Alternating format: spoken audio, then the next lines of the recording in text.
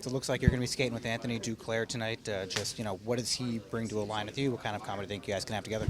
Well, I think Duke's played well as of late, and I think anytime that I've played with him, we've seemed to have some good games. So I thought, me, Leasy, and Heine had some good games, and I thought when we were on the ice, we played really well. I think our lineup right now, big thing is depth without Bo here, so we got to make a few changes just to maybe beefing up the lineup a little bit, and I think having Duke on my line, I'm excited, and I know he is too.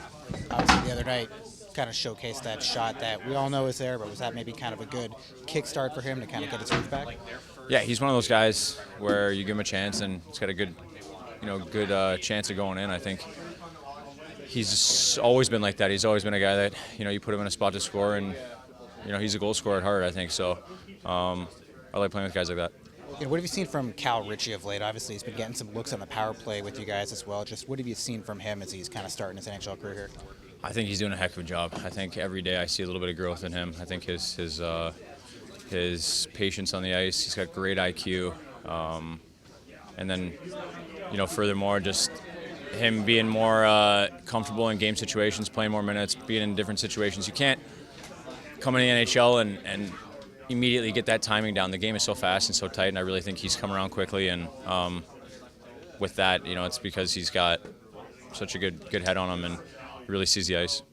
You talked about Bo being out. I know Patrick's talked about you maybe becoming, I don't want to say more of a leader, but helping fill that void, especially consistently with Bo being out. Have you maybe internalized that a bit, where he's asked perhaps more of you with Bo being out? I mean, definitely when Bo, a guy like Bo goes down, he's such a big part of the team, and he contributes so much offensively that, me and everybody in this room, quite frankly, has to step up and fill that as best as we can. You're never going to replace a guy like Bo, but I think everybody stepped up. Personally, I think, I feel a little bit of pressure for sure to, create and whatnot, but I think everybody's doing a solid job right now. Looking back the other night, Nashville in overtime, I feel like you guys maybe had possession nearly the entire 5 minutes. You guys have actually been really good in overtime this year. What do you think's maybe led to that? Is that a change in strategy? Is it just kind of the new trios that are on the ice? What do you think has maybe led to not just success in overtime, but also a lot of possession in overtime? Well, I think it just comes down to being a smart hockey player. In overtime, you don't want to take a meaningless shot. You want to make sure it counts, and if you don't have a good look at the net, let's keep possession. I mean, they can't score when we have the puck, so. And then, obviously having Schaaf, and, he is very dangerous 3-on-3 with his speed, so kind of backs teams off maybe a little bit. But I think it just comes down to having smart players on the ice and knowing when to pick your spots. I think that's the biggest thing in overtime. You get a guy tired, and then you make a change, and now you got fresh legs. There's just a few things that go into it. I think, you see guys like Pager and Drew and everybody really shortening up their shifts, not extending, and that goes a long way. So just a combination of a few things, but I think IQ's at the top of that. And lastly, good team across the ice in Minnesota tonight. Just what do you see from a team that's got Kirill Kaprizov, Quinn Hughes, etc.? Yeah, I mean, that's a nice team over there. One of the best in the league. It's a good challenge for us. I think it's a good gauge to see kind of what kind of team we are, and obviously we're missing Bo, so we don't have a full lineup, but we're in for a tough night, and I think we just got to come prepared. Looks like a different look for the Lions tonight. You're skating with Drew and Emil Heineman. Just, what do you think the three of you can do together as a trio? How do you complement the two of them? They complement you, etc. Yeah, I'm excited. I play with Drew a bunch, play with Heine in preseason, so I'm looking forward to playing with them. Heineman's really good on the forecheck, really skilled, really good shot. Drewen's got really good vision out there, so I'm excited to play with the two of them. I guess Patrick Roy kind of moving you to that spot in the lineup. Just what does that say, I guess, about his confidence in you? How do you take that, bump from the coach? Yeah, I mean, I try not to read into the lines too much and just try to focus on my game and not worry about who I'm playing with too much. But, I'm excited, obviously, to play with those guys. I think they're really good players, and I think it'll be a good game. I guess for a young player, too, getting the chance to play on the power play unit there as well. I mean, it's happened for a little while now, but, I guess what has that experience been like for you, and has that maybe bred some confidence as well?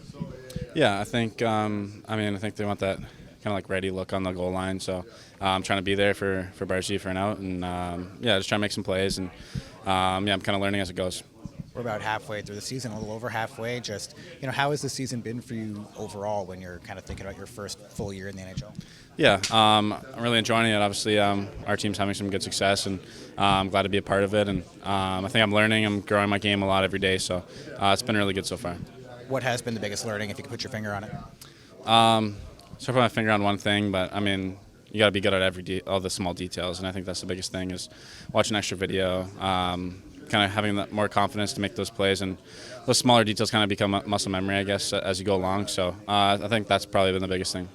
Kirill Kaprizov, Quinn Hughes, pretty good team over there in Minnesota. Just what's the challenge that that Wild team brings tonight? Yeah, for sure. I think they have a lot of skill, a lot of talent. You got to defend well and play hard against these guys. Well, I had a conversation with Seppi. We want him to be physical, and we think that he has a game to play against these guys. I mean, Foligno and those Tarasenko, and they're physical. They're very physical. So we think that that'd be a good timing for him to play and see how he's going to do it. Are you using this? Is the goal to get to an end point where you know which guys you want in the lineup regularly, or is it? Do you feel like it stays fresher if there's constant Well, we try to adjust to the team we play against.